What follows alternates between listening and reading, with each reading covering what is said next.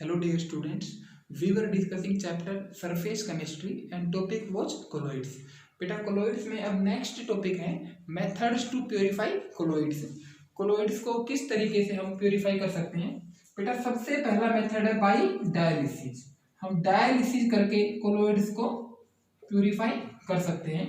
बेटा dialysis को समझो कैसे होता है. मान लेता हूँ मेरे पास एक बीकर है और इसके अंदर कोई भी लिक्विड भरा हुआ है. सपोज करता हूँ प्योर सॉल्वेंट इसके अंदर भरा हुआ है और फिर एक सेमी परमेएबल और सिलेक्टिव मेम्ब्रेन हमारे पास है जिसका चेंबर बना हुआ है सिलेक्टिव मेम्ब्रेन का, और इसके अंदर मेरा क्या है बेटा, कोलोइड सॉल्यूशन मैंने डाल रखा है. और बाहर क्या है बेटा, डिस्पर्जन मीडियम मान लेते हैं, डिस्पर्जन मीडियम. बेटा देखो, और ये जो मेम्ब्रेन है ये कैसी मेम्ब्रेन बताई मैंने, सिलेक्टिव मेम्ब्रेन.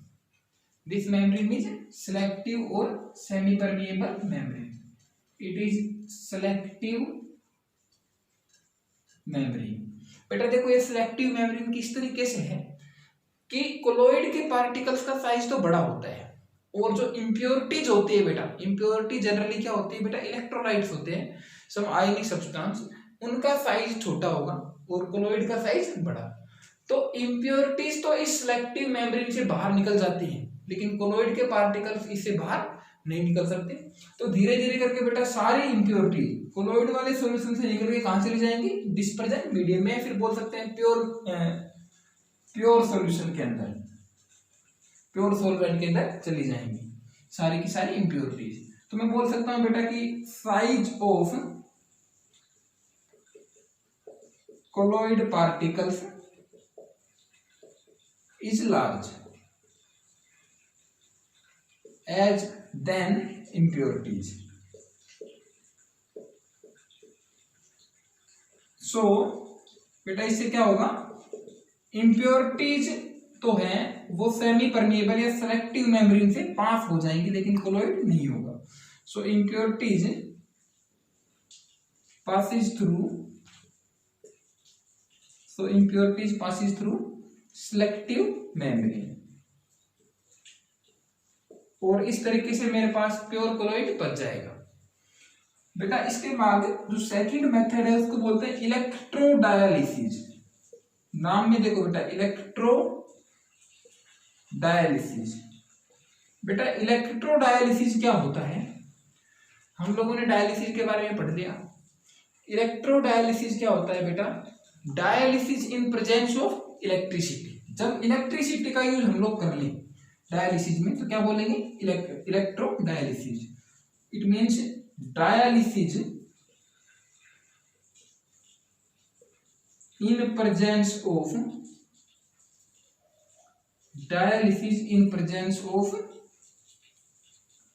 इलेक्ट्रिसिटी. देखो बेटा मान लो यहां पे डायलिसिस हो रहा है, मैं दोनों तरफ, एक तरफ एनोड लगा दूं, एक तरफ क्या लगा दूं बेटा, कैथोड. बैटरी से मैं इस सॉल्यूशन को कनेक्ट कर दिया और दो इलेक्ट्रोड्स मैंने लगा दिया. एक इलेक्ट्रोड पे नेगेटिव चार्ज है, दूसरे इलेक्ट्रोड में पॉजिटिव चार्ज है. तो बेटा देखो इंप्योरिटीज कैसी बताई मैंने, इलेक्ट्रोलाइट सॉल्यूशन, मतलब कि कोई इलेक्ट्रोलाइट कोई आयनिक सब्सटेंस है तो उस आयनिक सब्सटेंस से बेटा देखो, आयनिक सब्सटेंस से जो पॉजिटिव आयन्स होंगे इंप्योरिटीज में वो किधर जाएंगे बेटा, नेगेटिव इलेक्ट्रोड की तरफ. और जो नेगेटिव इंप्योरिटीज होंगी बेटा वो किधर जाएंगी, पॉजिटिव इलेक्ट्रोड की तरफ. तो आयनिक सब्सटेंस की जो है बेटा उसके आयन्स फास्ट मूव होंगे due to presence of electricity. तो बस यही फर्क है डायलिसिस और इलेक्ट्रोडायलिसिस में कि ये इलेक्ट्रिसिटी की प्रेजेंस में होगा. तो चार्ज के हिसाब से आयंस, नेगेटिव आयंस चले जाएंगे पॉजिटिव इलेक्ट्रोड की तरफ और पॉजिटिव आयंस चले जाएंगे नेगेटिव इलेक्ट्रोड की तरफ.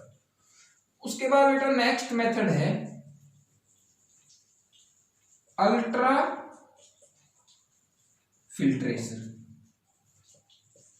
बेटा देखो अगर मैं कोलोइड पार्टिकल्स की बात करूं तो बेटा colloid particles normal filter paper से पास हो जाते हैं लेकिन अगर अल्ट्रा फिल्टर पेपर बनाया जाए तो उससे कोलॉइड के पार्टिकल्स पास नहीं होंगे। तो हम लोग क्या करते हैं बेटा,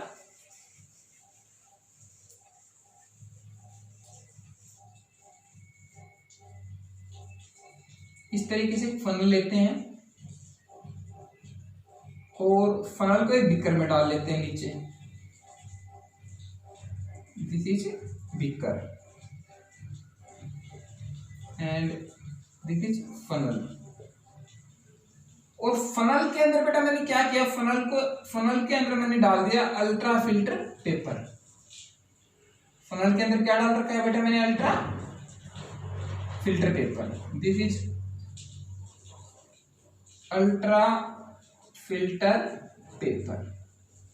ऊपर से मैं डाल देता हूं बेटा इसके अंदर से क्या, कोलॉइड का सॉल्यूशन, कोलॉइड सॉल्यूशन। बेटा देखो अल्ट्रा फिल्टर पेपर से कोलॉइड के जो पार्टिकल्स है वो पास नहीं हो सकते, मतलब बेटा डिस्पर्जन मीडियम तो नीचे आ जाएगा लेकिन डिस्पर्स्ड फेज कहां रह जाएगा बेटा, मतलब कोलॉइड के पार्टिकल्स सारे के सारे इस फिल्टर पेपर के ऊपर रह जाएंगे। और डिस्पर्जन मीडियम प्लस इंप्योरिटीज कहां जाएंगे बेटा, नीचे, क्योंकि इंप्योरिटीज और डिस्पर्जन मीडियम दोनों ही अल्ट्रा फिल्टर पेपर से पास हो सकते हैं। लेकिन जो कोलॉइड के पार्टिकल्स हैं, कोलॉइड के पार्टिकल से मेरा क्या मतलब है बेटा, डिस्पर्स्ड फेज के पार्टिकल्स, वो अल्ट्रा फिल्टर पेपर से पास नहीं होंगे। सो डिस्पर्स्ड फेज के पार्टिकल्स जो हैं वो फिल्टर पेपर के ऊपर ही रखे रह जाएंगे। अब इनको मैंने कलेक्ट कर लिया और दोबारा से प्योर डिस्पर्जन मीडियम में इनको डाल दिया। इस वाले डिस्पर्जन मीडियम को हम फेंक देंगे क्योंकि इसमें इंप्योरिटीज हैं, और प्योर डिस्पर्जन मीडियम दूसरे बीकर में लेके उसमें हम लोग डिस्पर्स्ड फेज को डाल के कोलॉइड को दोबारा से बना देंगे और इंप्योरिटीज इस वाले डिस्पर्जन मीडियम के अंदर रह जाएंगे। तो इस तरीके से मैं इसको सेपरेट कर सकता हूं। तो बेटा पहली बात मैं बोल सकता हूं कि इसमें सबसे इंपॉर्टेंट पॉइंट क्या है कि डिस्पर्स्ड फेज पार्टिकल्स, जो कोलॉइड के पार्टिकल्स हैं, dispersed phase particles cannot pass through ultra filter paper. लेकिन हम लोगों ने बेटा पहले पढ़ा है कि नॉर्मल फिल्टर पेपर से डिस्पर्स्ड फेज के पार्टिकल्स पास कर जाएंगे, लेकिन अल्ट्रा फिल्टर पेपर से नहीं करेंगे। अल्ट्रा फिल्टर पेपर में पे हम लोगों ने डिस्पर्स्ड फेज के पार्टिकल्स को कलेक्ट किया और नए डिस्पर्जन मीडियम में, प्योर डिस्पर्जन मीडियम में इनको डाल के दोबारा से कोलॉइड बना लिया। अब ये जो अल्ट्रा फिल्टर पेपर है बेटा, इसको बनाने का एक मेथड हम लोग देख लेते हैं। बेटा अल्ट्रा फिल्टर पेपर हम लोग कैसे बना सकते हैं, ये कोलोडीन सॉल्यूशन से बनता है बेटा। Ultra filter paper is made of collodion solution. और बेटा ये कोलोडीन सॉल्यूशन में हम लोग अल्ट्रा फिल्टर पेपर बना सकते हैं। और बेटा ये जो होता है इसको हम हार्ड कर सकते हैं, it is hardened by dipping in, इसको हम लोग फॉर्मेल्डिहाइड में डिप करके इसको हार्ड बना सकते हैं बाय डिपिंग इन फॉर्मेल्डिहाइड। अब ये कोलोडीन सॉल्यूशन क्या होता है बेटा, जिसका अल्ट्रा फिल्टर पेपर बना है बेटा, एक्चुअली कोलोडीन सॉल्यूशन क्या होता है, ये नाइट्रोसेल्यूलोज का सॉल्यूशन होता है। It is solution of nitrocellulose. और बेटा इस सॉल्यूशन में सॉल्वेंट क्या होता है, सॉल्वेंट इज ईथर और एल्कोहल। ईथर या फिर किसी एल्कोहल को हम सॉल्वेंट की तरह लेते हैं। तो ये बेटा कोलोडीन सॉल्यूशन होता है और इस फिल्टर पेपर को हम हार्ड कर सकते हैं by dipping it in formaldehyde. बेटा नेक्स्ट एक टर्म है इलेक्ट्रोफोरेसिस। एक्चुअली इलेक्ट्रोफोरेसिस क्या होता है, देखो बेटा, electrophoresis actually it is actually movement of colloidal particles in presence of electricity. Electricity की प्रेजेंस में कोलोइडल पार्टिकल्स की मूवमेंट को मैं क्या बोलता हूं बेटा, electrophoresis. It is movement of colloidal particles in presence of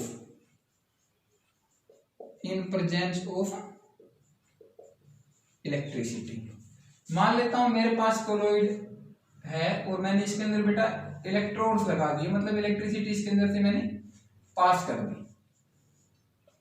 तो देखो बेटा कोलोइड पार्टिकल्स के ऊपर क्या होता है, चार्ज ऑन कोलोइड पार्टिकल्स के बारे में हम लोग लास्ट वीडियो में पढ़ चुके हैं। तो कोलोइड पार्टिकल्स अगर नेगेटिवली चार्ज होंगे बेटा तो किसकी तरफ मूव करने लगेंगे, पॉजिटिव वाले इलेक्ट्रॉन्स की तरफ।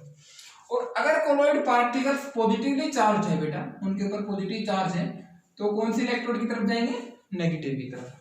तो ये जो मूवमेंट हो रही है कोलोइड पार्टिकल्स की, इसको हम क्या बोलते हैं बेटा, इलेक्ट्रोफोरेसिस। अब नेक्स्ट टॉपिक है बेटा, इसको बोलते हैं कोगुलेशन या फिर बोल देते हैं फ्लोक्यूलेशन, और it is also called precipitation of colloid. Precipitation बेटा आप लोगों ने प्रेसिपिटेशन के बारे में तो पहले ही पता होगा आपको। कोगुलेशन या फ्लोक्यूलेशन या फिर प्रेसिपिटेशन तीनों एक ही टर्म्स हैं, इनमें कोई ज्यादा डिफरेंस नहीं है, दे आर सिमिलर टर्म्स। और इन सब का मतलब क्या है बेटा, दे means settling down of colloidal particles। मतलब कोलोइड में जो दो फेजेस होती है बेटा, एक डिस्पर्स्ड फेज और एक डिस्पर्जन मीडियम, दोनों अलग अलग हो जाए, इस प्रोसेस को क्या बोलेंगे बेटा, प्रेसिपिटेशन। मान लो एक कोलोइड का मेरे पास सॉल्यूशन था और इसके अंदर कोलोइड के पार्टिकल्स पड़े हुए थे, सारे के सारे पार्टिकल्स अगर नीचे इकट्ठे हो जाए सरफेस के ऊपर, तो इस प्रोसेस को क्या बोलेंगे बेटा, फ्लोक्यूलेशन या फिर प्रेसिपिटेशन या कोगुलेशन। ओके बेटा, अब इसके बाद मेथड्स ऑफ कोगुलेशन या प्रेसिपिटेशन। कोगुलेशन करवाने के मेथड्स बेटा, सबसे पहला तो हम लोग कोगुलेशन करवाने के लिए क्या कर सकते हैं बेटा, इलेक्ट्रोफोरेसिस। इलेक्ट्रोफोरेसिस के बारे में हम लोगों ने भी पढ़ा है। मान लेता हूं बेटा कोलोइड के पार्टिकल्स के ऊपर चार्ज कैसा है, नेगेटिव है, तो सारे के सारे कोलोइड के पार्टिकल्स कहां जाएंगे बेटा, इस इलेक्ट्रोड के ऊपर आके इकट्ठे हो जाएंगे और एक तरफ आकर डिपॉजिट हो गए, मतलब कि ये सेपरेट हो गए मीडियम से। और यहां पर भी बेटा अगर काफी देर तक हम लोगों ने इलेक्ट्रोलिसिस करवा दिया तो इनके अंदर जो चार्ज था बेटा, जैसे नेगेटिव चार्ज जो था वो इलेक्ट्रोड के ऊपर चला जाएगा और इनसे डिस्चार्ज हो जाएगा, ये सारे के सारे क्या हो जाएंगे बेटा, न्यूट्रलाइज हो जाएंगे और फिर नीचे आके गिर जाएंगे, नीचे इकट्ठे हो जाएंगे। तो मैं बोल सकता हूँ बेटा कि अगर प्रीलोंग्ड काफी लंबे टाइम तक अगर मैंने इलेक्ट्रोलिसिस करवा दिया, prolonged electrophoresis leads to discharge of charge. जो भी इनके ऊपर चार्ज था वो हट जाएगा, discharge of charge on colloidal particles. तो बेटा फर्स्ट मेथड तो क्या हो गया, इलेक्ट्रोफोरेसिस। बेटा सेकंड, अगर हम लोगों ने हीटिंग कर दी तो देखो बेटा हीटिंग करने से क्या होता है, एक्चुअली अगर हम लोगों ने कोलोइड्स को पढ़ा होगा तो मैंने आप लोगों को बताया था कि कोलोइड के पार्टिकल्स बेटा स्टेबल क्यों होते हैं, क्योंकि कोलोइड के पार्टिकल के ऊपर कोई ना कोई चार्ज क्या होता है बेटा, इसके ऊपर एडजॉर्ब हुआ रहता है, इसीलिए कोलोइड का पार्टिकल स्टेबल होता है डिस्पर्जन मीडियम में। अब देखो बेटा हीटिंग करने से क्या होता है बेटा, हीटिंग करने से डिजॉर्प्शन हो जाता है। ये हम लोगों ने पहले पढ़ लिया एडजॉर्प्शन वाले चैप्टर में कि जब भी मैं टेम्परेचर बढ़ाऊंगा बेटा एडजॉर्प्शन का उल्टा, मतलब कि क्या होगा, डिजॉर्प्शन होगा। तो ये नेगेटिव चार्ज क्या होगा बेटा, इससे हटने लगेगा, इससे दूर जाने लगेगा, इसके ऊपर एडजॉर्ब जो हो रखा है वो डिजॉर्ब होने लगेगा। तो बेटा देखो कोलॉइड के पार्टिकल के ऊपर से अगर चार्ज हट गया तो मतलब चार्ज यहाँ पे क्या था बेटा, वो स्टेबलाइज कर रहा था इस कोलॉइड को, मतलब वो स्टेबलाइजिंग एजेंट था। तो हमने स्टेबलाइजिंग एजेंट को हटा दिया तो कोलॉइड पार्टिकल अब नीचे इकट्ठे हो जाएंगे। आपको समझ आ गया होगा। तो बेटा हीटिंग से क्या होता है, हीटिंग से इट लीड्स टू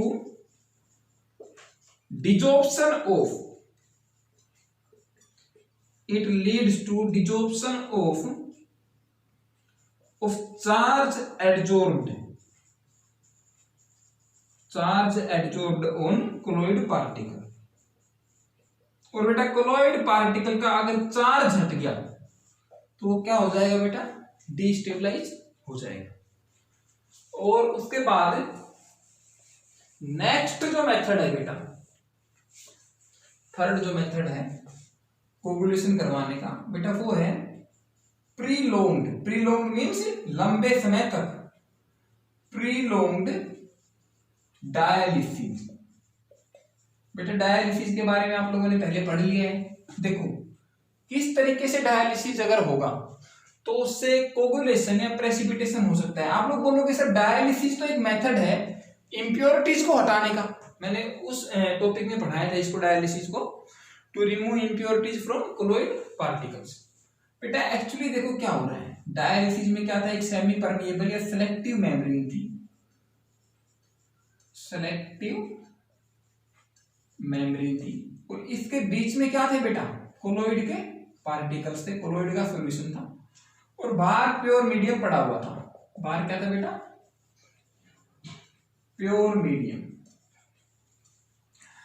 अब देखो बेटा एक्चुअली कोलॉइड के पार्टिकल्स के ऊपर बेटा चार्ज ही तो है जो इनके ऊपर एडजॉर्ब हो रखा है, हुआ या नहीं हुआ। तो बेटा थोड़ी देर अगर मैंने डायलिसिस करवाया फॉर स्मॉल टाइम तो क्या होगा बेटा, जो इंप्योरिटीज मतलब पॉजिटिव और नेगेटिव चार्ज, तो पॉजिटिव और नेगेटिव चार्ज होंगे बेटा वो सिलेक्टिव मेम्ब्रेन से बाहर चले जाएंगे, लेकिन कोलॉइड के पार्टिकल्स बाहर नहीं जा सकते क्योंकि कोलॉइड के पार्टिकल्स का साइज बड़ा होता है, वो सिलेक्टिव मेम्ब्रेन से बाहर नहीं निकल सकते।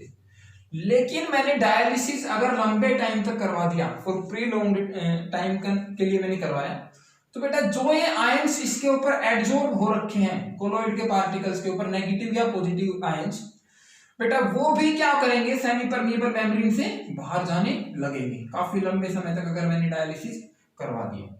तो बेटा इसका मतलब कोलॉइड पार्टिकल्स के ऊपर जो चार्ज प्रेजेंट था वो रिमूव हो जाएगा। थोड़ी देर तक तो जो इंप्योरिटीज प्रेजेंट थी चार्ज के रूप में हो जाएंगी, और अगर काफी टाइम तक मैंने डायलिसिस करवा दिया तो फिर जो चार्ज कोलॉइड पार्टिकल्स के ऊपर एडजॉर्ब था वो खुद बाहर जाने लगेगा। कोलॉइड पार्टिकल्स का अगर चार्ज रिमूव हो गया तो मतलब वो क्या हो गई, अनस्टेबल, और अल्टीमेटली प्रेसिपिटेशन हो जाएगा। बेटा नो नेक्स्ट मेथड है, fourth method, by mixing oppositely charged, by mixing oppositely charged colloids। बेटा देखो कोलॉइड के पार्टिकल्स के ऊपर चार्ज होता है, कैसा चार्ज, या तो नेगेटिव चार्ज उनके ऊपर एडजॉर्ब होगा या फिर पॉजिटिव चार्ज। अगर मैंने दो ऐसे कोलॉइड्स को मिक्स कर दिया, एक के ऊपर नेगेटिव चार्ज दूसरे के ऊपर कैसा चार्ज बेटा, पॉजिटिव चार्ज, तो दोनों एक दूसरे को क्या करेंगे बेटा, न्यूट्रलाइज। मान लेता हूं ये कोलॉइड का पार्टिकल था जिसके ऊपर नेगेटिव चार्ज था, दूसरा कोलॉइड का पार्टिकल आएगा इसके आसपास जिसके ऊपर पॉजिटिव चार्ज होगा, दोनों एक दूसरे को न्यूट्रलाइज करेंगे और नीचे प्रेसिपिटेशन हो जाएगा दोनों का। तो बेटा अपोजिटली चार्ज मतलब एक कोलॉइड के ऊपर चार्ज पॉजिटिव है दूसरे के ऊपर चार्ज नेगेटिव है, दोनों एक दूसरे को क्या करेंगे, न्यूट्रलाइज। तो मैं बोल सकता हूं बेटा their charges neutralizes each other. और बेटा ये जो प्रोसेस हुआ दोनों का एक साथ प्रेसिपिटेशन हो गया दो कोलॉइड्स का, इस मेथड को बोलते हैं म्यूचुअल कोगुलेशन। म्यूचुअल मींस दोनों का एक साथ और एक दूसरे की हेल्प से, तो म्यूचुअल कोगुलेशन, इस प्रोसेस को हम क्या बोलेंगे, म्यूचुअल प्रेसिपिटेशन, फ्लोकुलेशन या फिर कोगुलेशन। अब लास्ट मेथड जो है बेटा जो कि सबसे इंपॉर्टेंट भी है।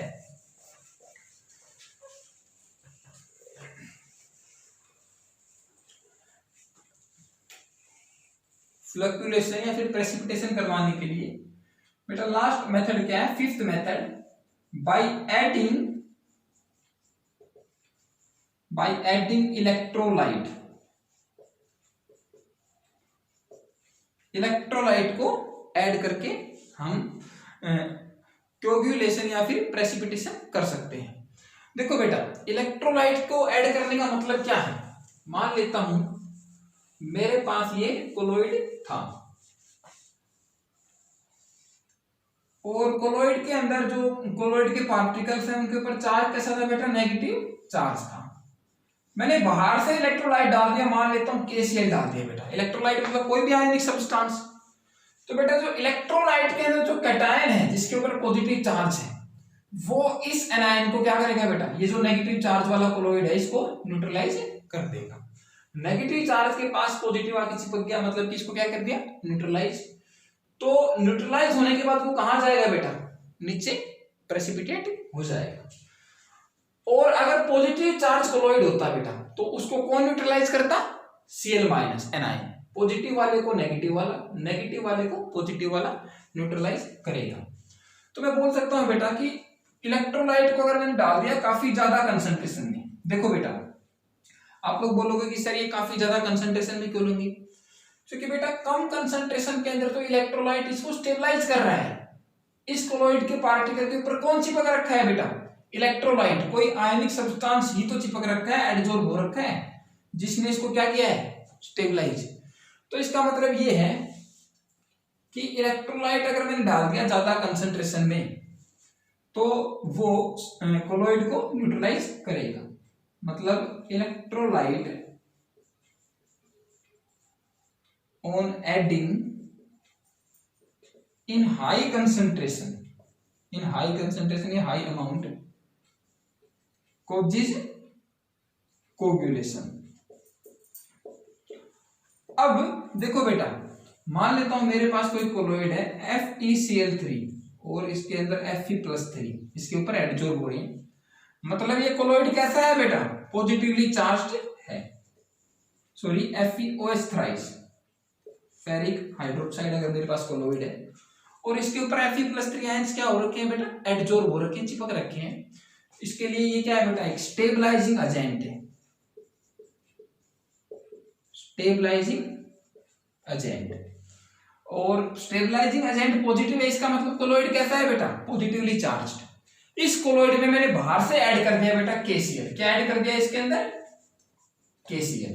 अब पॉजिटिव चार्ज कोलोइड है बेटा, तो इसको कौन न्यूट्रलाइज करेगा, एनायन इसको न्यूट्रलाइज करेगा, मतलब Cl- इसको न्यूट्रलाइज करेगा।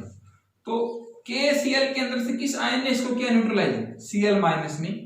तो जो आयन इसको न्यूट्रलाइज करता है, इसका कोगुलेशन करवाता है, उस आयन को हम क्या बोलेंगे बेटा, फ्लोक्युलेटिंग आयन।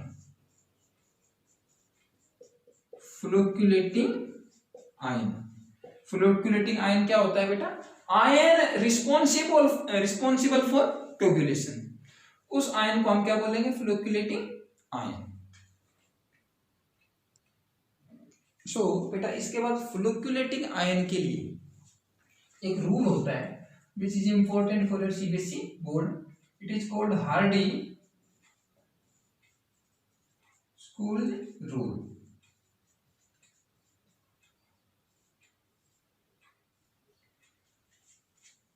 हार्डी-स्कूल रूल के हिसाब से बेटा देखो क्या बोला इस रूल ने, इसने बोला कि जो फ्लोक्युलेटिंग आयन है, जो आयन फ्लोक्युलेशन करवा रहा है, which is responsible for फ्लोक्युलेशन। जो आयन फ्लोक्युलेशन करवा रहा है उस आयन के ऊपर चार्ज जितना ज्यादा होगा उसकी फ्लोक्युलेटिंग पावर उतनी ही ज्यादा होगी। मान लो यहाँ पे Cl- की बजाय कोई और आयन होता जिसके ऊपर चार्ज क्या होता है बेटा, 2 नेगेटिव होता, तो वो उसकी फ्लोक्युलेटिंग पावर क्या होती है बेटा, Cl- से ज्यादा। तो हार्डी-स्कूल रूल ने क्या बताया, इसने बोला flocculating power flocculating power of an ion is directly proportional to charge on it. जैसे कि बेटा मान लेता हूं मेरे पास FeOS थ्राइस फेरिक हाइड्रोक्साइड का कोलोइड है और इसके ऊपर क्या एडजॉर्ब हो रखे बेटा OH माइनस, मतलब ये कैसा कोलोइड है बेटा, नेगेटिवली चार्ज्ड कोलोइड है। और इस कोलोइड को हम लोग फ्लोक्यूलेट करवा रहे हैं, प्रेसिपिटेट करवा रहे हैं किसकी प्रेजेंस में बेटा, एक बार ले लेते हैं AlCl3, उसके बाद MgCl2 या फिर KCl। अब पहली बात कौन सा आयन रिस्पॉन्सिबल है, देखो बेटा तीनों में आयन कौन कौन से प्रेजेंट है, एल्यूमिनियम +3, AlCl3 के अंदर कौन सा आयन प्रेजेंट होगा बेटा, एल्यूमिनियम +3 और Cl-। MgCl2 के अंदर कौन कौन से आयन होंगे बेटा, Mg+2 या Cl-। KCl में K पॉजिटिव और Cl-। अब पहली बात कौन सा आयन इनमें से इसको न्यूट्रलाइज करेगा बेटा, फ्लोक्यूलेट करवाएगा। अगर नेगेटिवली चार्ज कोलोइड है तो उसको न्यूट्रलाइज कौन करवाएगा बेटा, कैटायन पॉजिटिव वाला, उसको कोगुलेट कौन करवाएगा, पॉजिटिव वाला। अब फ्लोक्यूलेटिंग पावर की अगर मैं बात करूं तो फ्लोक्यूलेटिंग पावर किसकी ज्यादा होगी बेटा, जिसके ऊपर चार्ज ज्यादा है। तो एल्यूमिनियम पे चार्ज +3 है, मैग्नीशियम पे +2 और K पे +1, तो मतलब फ्लोक्यूलेटिंग पावर सबसे ज्यादा किसकी होगी बेटा, Al+3 की, then Mg+2 and least on K positive. तो ये रूल क्या है बेटा, हार्डी-स्कूल्स रूल। अब कई बार क्वेश्चन आ जाता है बेटा जो कि एनसीईआरटी में भी मेंशन है और क्वेश्चन आया भी है पहले, कि हार्डी-स्कूल्स रूल के अंदर हम क्या मॉडिफिकेशन कर सकते हैं। तो क्वेश्चन आप लोग पॉइंट बना के लिख लो, मॉडिफिकेशन इन हार्डी-स्कूल्स रूल। बेटा क्या मॉडिफिकेशन इसके अंदर हो सकता है, हम बोल सकते हैं बेटा कि फ्लोक्यूलेटिंग पावर जो है वो चार्ज पे तो डिपेंड करती ही है, साथ में polarising power of the ion पर भी डिपेंड करेगी। तो मैं बोल सकता हूं बेटा flocculating power is also dependent on polarising power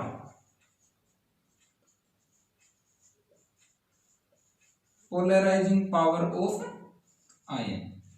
polarising power के बारे में थोड़ा सा आप लोग फजान्स रूल में पढ़ चुके हो कि कैटायन का साइज जितना छोटा होगा उसकी पोलराइजिंग पावर उतनी ज्यादा होगी, या कैटायन पे चार्ज जितना ज्यादा होगा उतनी उसकी पोलराइजिंग पावर ज्यादा होगी।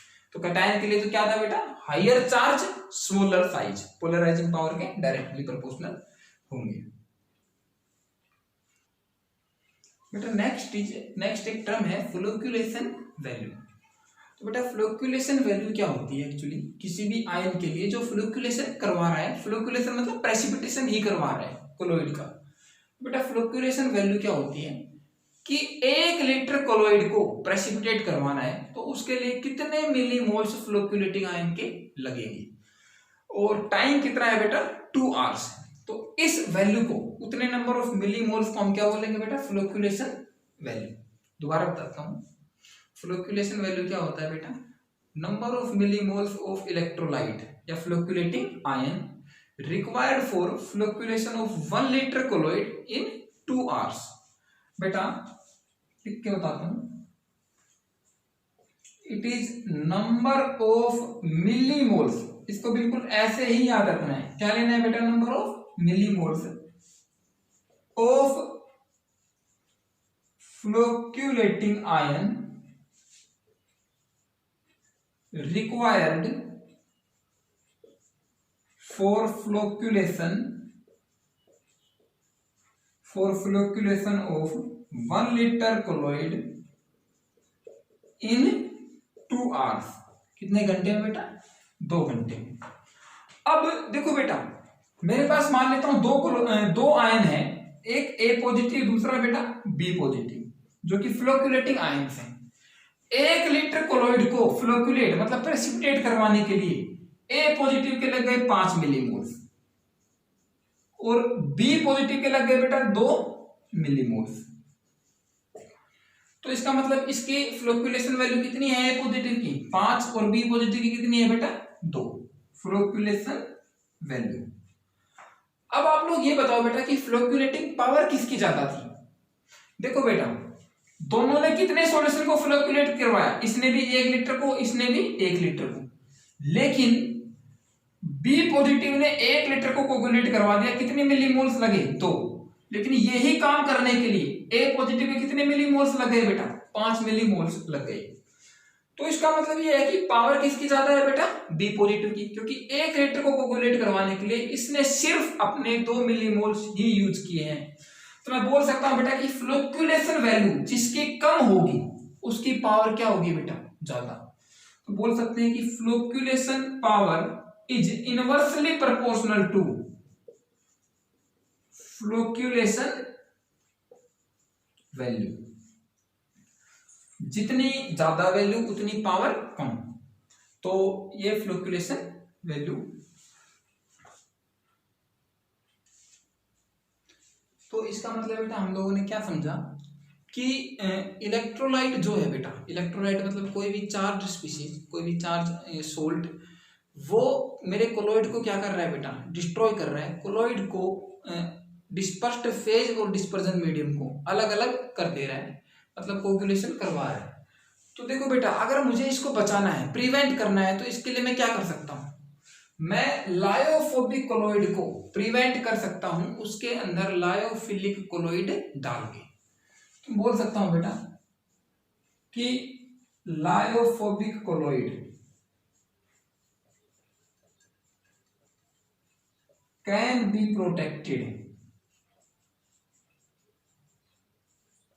protected by adding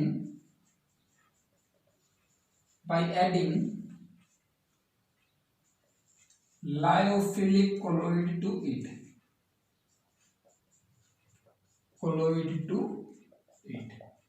बेटा एक्चुअली लायोफोबिक जो है, मान लेता हूं ये कोलॉइड का पार्टिकल था लायोफोबिक का, लायोफिलिक इसको किस तरीके से बचाता है बेटा, लायोफिलिक जो ये कौन सा है बेटा, इट इज लायोफोबिक। बेटा अगर मैंने इसके अंदर लायोफिलिक कोलॉइड ऐड कर दिया तो कोलॉइड के जो पार्टिकल्स है लायोफिलिक वाले के, वो इसके ऊपर क्या हो जाएंगे बेटा एडजॉर्ब हो जाएंगे, चिपक जाएंगे। कौन से बेटा लायोफिलिक वाले। अब लायोफोबिक ने बॉन्ड बनाए लायोफिलिक के साथ, और लायोफिलिक आगे अच्छे बॉन्ड बना सकता है खुद से किसके साथ बेटा डिस्पर्जन मीडियम के साथ। तो अब मुझे किसी स्टेबलाइजिंग एजेंट की जरूरत नहीं है, ना ही किसी इलेक्ट्रोलाइट से डरने की जरूरत है, क्योंकि अब लायोफोबिक डायरेक्ट कांटेक्ट में नहीं है मीडियम के, एक्चुअली लायोफोबिक के ऊपर एडजॉर्ब हो गया क्या लायोफिलिक, और उसने बॉन्ड बनाया किसके साथ डिस्पर्जन मीडियम के साथ। तो इस तरीके से लायोफोबिक कोलॉइड को कोगुलेट होने से बचाया जा सकता है। अब लायोफिलिक कोलॉइड की प्रोटेक्टिंग पावर को हम लोग कैसे डिफाइन कर सकते हैं बेटा, इसकी प्रोटेक्टिंग पावर को बताने के लिए एक टर्म आई, उसको बोलते हैं गोल्ड नंबर। बेटा सबसे पहले गोल्ड नंबर को समझने से पहले आप लोग एक बात याद रखो कि गोल्ड नंबर हमें क्या बताता है, it tells about protecting power of lyophilic colloid, कि कोई भी लायोफिलिक कोलॉइड की प्रोटेक्टिंग पावर कितनी है, वो कितनी ताकत से लायोफोबिक कोलॉइड को कोगुलेट होने से बचा सकता है। दोबारा से बताता हूं इस कंसेप्ट को एक बार सारे को। बेटा कोई भी जो चार्ज स्पीशीज है, जो इलेक्ट्रोलाइट है, वो मेरे कोलॉइड को क्या करवा रहा है बेटा फ्लोक्यूलेट करवा रहा है, या फिर प्रेसिपिटेट या फिर कोगुलेट करवाता है। इस कोगुलेशन को रोकने के लिए मैं क्या कर सकता हूं बेटा, उस लायोफोबिक कोलॉइड के अंदर कोई लायोफिलिक कोलॉइड ऐड कर दूंगा। लायोफिलिक कोलॉइड क्या करेगा बेटा, इसको डिस्पर्जन मीडियम में स्टेबलाइज कर देगा। अब लायोफिलिक कोलॉइड की प्रोटेक्टिंग पावर को हम किस तरीके से रिप्रेजेंट कर सकते हैं बेटा गोल्ड नंबर से। तो बोल सकता हूं कि लायोफिलिक कोलॉइड की प्रोटेक्टिंग पावर को हम कैसे डिफाइन करेंगे, उसके गोल्ड नंबर से। बेटा गोल्ड नंबर की डेफिनेशन क्या होगी? बेटा गोल्ड नंबर क्या है? It is milligrams of lyophilic colloid, lyophilic colloid required for protection of 10 ml gold solution, 10 ml gold sol which is lyophobic। बेटा गोल्ड सोल जो होता है वो कैसा होता है? Lyophobic. From 1 ml of 10% NaCl। मतलब बेटा ये क्या है? कोड नंबर एक्चुअली क्या है? कितने मिलीग्राम लायोफिलिक कोलॉइड लगेगा 10 ml गोल्ड कोलॉइड को बचाने के लिए? किससे बचाना है बेटा? 1 ml 10% NaCl सॉल्यूशन से। आप लोग इसको समझो, कंफ्यूज नहीं होना है इसकी डेफिनेशन में। बेटा एक्चुअली गोल्ड नंबर क्या है? प्रोटेक्टिंग पावर के बारे में बताता है। किसकी बेटा? लायोफिलिक कोलॉइड की, जो कि बचा रहे हैं बेटा। कौन बचा रहा है बेटा? लायो कितने मिलीग्राम्स ऑफ लायोफिलिक कोलॉइड। और बेटा ये किसको बचा रहा है? गोल्ड सोल को बचा रहा है। गोल्ड सोल को प्रोटेक्ट कर रहा है विच इज लायोफोबिक। और बेटा किससे प्रोटेक्ट कर रहा है बेटा? ये कर रहा है 1 ml of 10% mass by mass NaCl।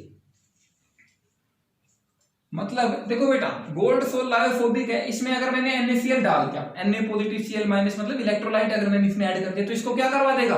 Coagulate करवा देगा, या फिर फ्लोकुलेट या फिर प्रेसिपिटेशन इसका करवा देगा। इस प्रेसिपिटेशन को रोकने के लिए मैंने कितने मिलीग्राम ऑफ लायोफिलिक कोलॉइड डाला, उस नंबर को मैं क्या बोलूंगा बेटा? Gold number. अब मान लेता हूं बेटा मेरे पास दो लायोफिलिक कोलॉइड है, A और B। मैंने मान लेता हूं 10 ml डेफिनेशन के हिसाब से 10 ml गोल्ड सोल को बचाना है 1 ml ऑफ 10% NaCl से। तो एक लायोफिलिक कोलॉइड के लग गए 5 मिलीग्राम और B के लग गए बेटा 10 मिलीग्राम। तो ये बताओ बेटा प्रोटेक्टिंग पावर किसकी ज्यादा है? देखो इसको बचाने के लिए A के तो लगे 5 मिलीग्राम ही, लेकिन B इसको प्रोटेक्ट कर रहा है, तो B का कितना अमाउंट रिक्वायर्ड है बेटा? 10 मिलीग्राम से। मतलब A का कम अमाउंट रिक्वायर्ड है, तो इसका मतलब A की प्रोटेक्टिंग पावर क्या है बेटा? ज्यादा। A थोड़ा सा यूज होके भी इसको बचा लेगा, लेकिन B को 10 मिलीग्राम यूज होना पड़ेगा, तब जाके वो गोल्ड सोल को बचाएगा इस सॉल्यूशन से। तो मैं बोल सकता हूं बेटा कि जिसका गोल्ड नंबर ज्यादा जिसका गोल्ड नंबर कम, उसकी प्रोटेक्टिंग पावर ज्यादा। तो मैं ये बोल सकता हूं बेटा कि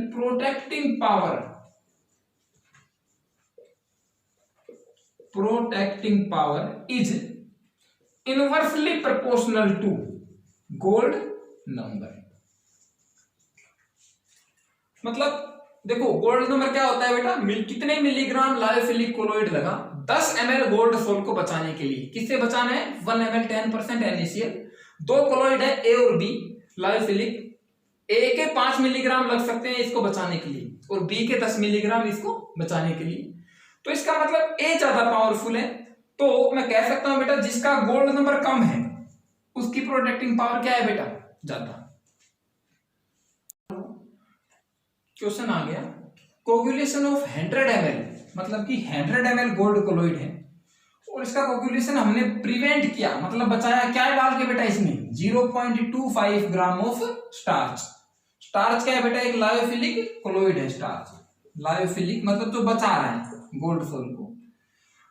और before adding 1 ml of 10% NaCl, मतलब किससे बचा रहा है बेटा? 1 ml ऑफ 10% NaCl।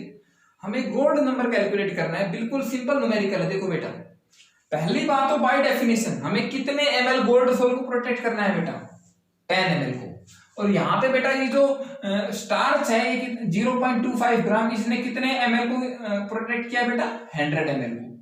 मतलब ये है बेटा कि 100 ml गोल्ड कोलॉइड को प्रोटेक्ट करने के लिए कितना लगा बेटा 0.25 ग्राम स्टार्च, और किससे प्रोटेक्ट कर रहा है बेटा 1 ml ऑफ 10% NaCl, जो कि डेफिनेशन में भी है 1 ml ऑफ 10% NaCl। बेटा 100 ml गोल्ड को प्रोटेक्ट करने के लिए 0.25, और हमें डेफिनेशन के हिसाब से कितने को प्रोटेक्ट करना है 10 ml को, तो 10 ml को प्रोटेक्ट करने के लिए कितना स्टार्च लगेगा 0.25 upon 100 into 10, it will be equal to 0.025 grams. क्या ये आंसर आ गया गोल्ड नंबर का? यही तो गोल्ड नंबर था? नहीं बेटा, गोल्ड नंबर में मिलीग्राम्स में, यूनिट किस में लेनी है मिलीग्राम्स में, कितने मिलीग्राम लगा स्टार्च, यहां पे आंसर किस में आया बेटा ग्राम्स में। इसको मिलीग्राम्स में कन्वर्ट करेंगे तो क्या करेंगे बेटा 1000 से multiply, and it will be equal to 25 milligrams. तो बेटा 25 मिलीग्राम्स मतलब गोल्ड नंबर कितना आ गया स्टार्च का 25 है। बेटा next topic is emulsion, which is last topic of this chapter. बेटा इमल्शंस क्या होते हैं? जब लिक्विड इन लिक्विड के कोलोइड को हम क्या बोलते हैं बेटा इमल्शंस बोलेंगे, मतलब डिस्पर्स्ड फेज भी लिक्विड हो और डिस्पर्जन मीडियम भी लिक्विड हो, तो उनको क्या बोलेंगे बेटा इमल्शंस बोलेंगे। मतलब liquid liquid colloid, liquid in liquid. अब देखो बेटा इमल्शंस दो टाइप के होते हैं, first is oil in water, oil in water. Oil in water emulsions में क्या होगा बेटा, इसको रिप्रेजेंट करते हैं O/W। ऑयल इन वाटर मतलब बेटा डिस्पर्स्ड फेज क्या है इसमें ऑयल, और डिस्पर्जन मीडियम क्या है बेटा इसमें वाटर। फॉर एग्जाम्पल मिल्क, बेटा मिल्क में क्या होता है जैसे कि फैट्स जो होते हैं वो वाटर के अंदर सोल्यूबल होते हैं, और मैं बोल सकता हूं बेटा जो सोप सॉल्यूशन जो होता है वो भी ऑयल इन वाटर इमल्शन होता है। बेटा सेकेंड टाइप क्या होगा वाटर इन ऑयल टाइप का इमल्शन। बेटा वाटर इन ऑयल को W/O भी हम लिख सकते हैं। बेटा यहाँ पे वाटर क्या है डिस्पर्स्ड फेज, एंड ऑयल क्या है बेटा डिस्पर्जन मीडियम। बेटा इसका एक एग्जांपल है कोल्ड क्रीम्स, कोल्ड क्रीम्स और बटर। अब देखो बेटा इमल्शंस को जो स्टेबलाइज करने के लिए जिन एजेंट्स की जरूरत पड़ती है उनको हम क्या बोलते हैं बेटा इमल्सिफाइंग एजेंट्स। जैसे ये भी एक तरीके से कोलोइड है, कोलोइड को जो प्रोटेक्ट करता है उसको क्या बोलते हैं स्टेबलाइजिंग एजेंट। इसी तरीके से जो इमल्शंस को प्रोटेक्ट करेगा उसको क्या बोलेंगे बेटा इमल्सिफाइंग एजेंट। इमल्सिफाइंग एजेंट क्या करता है बेटा वो डिस्पर्स्ड फेज और डिस्पर्जन मीडियम के बीच में अट्रैक्शंस को बढ़ा देगा, तो इससे कोलोइड क्या हो जाएगा स्टेबलाइज हो जाएगा। बेटा इसके बाद एक लास्ट टर्म क्या होती है डी इमल्सिफिकेशन। डी इमल्सिफिकेशन, बेटा डी इमल्सिफिकेशन का मतलब क्या होता है it is reverse of emulsification. मतलब इमल्शन को रिमूव कर देना, मतलब कि जैसे ऑयल इन वाटर है, ऑयल और वाटर को अलग कर देना, या वाटर इन ऑयल है तो भी वाटर और ऑयल को अलग कर देना। मतलब डिस्पर्स्ड फेज और डिस्पर्जन मीडियम को एक दूसरे से अलग करने के प्रोसेस को क्या बोलेंगे बेटा डी इमल्सिफिकेशन। बेटा हम डी इमल्सिफिकेशन कैसे ऐड कर सकते हैं, कैसे कर सकते हैं डी इमल्सिफिकेशन? बेटा सबसे पहली बात तो बाय रिमूविंग इमल्सिफाइंग एजेंट, किसी तरीके से इमल्सिफाइंग एजेंट को रिमूव करके, बाय रिमूविंग इमल्सिफाइंग एजेंट। या फिर बेटा अगर मैंने हीट कर दिया, हीट करने से भी मैं डी इमल्सिफिकेशन कर सकता हूं। There are several other methods like passing electric current from emulsion which. So ये चैप्टर कंप्लीट हो गया।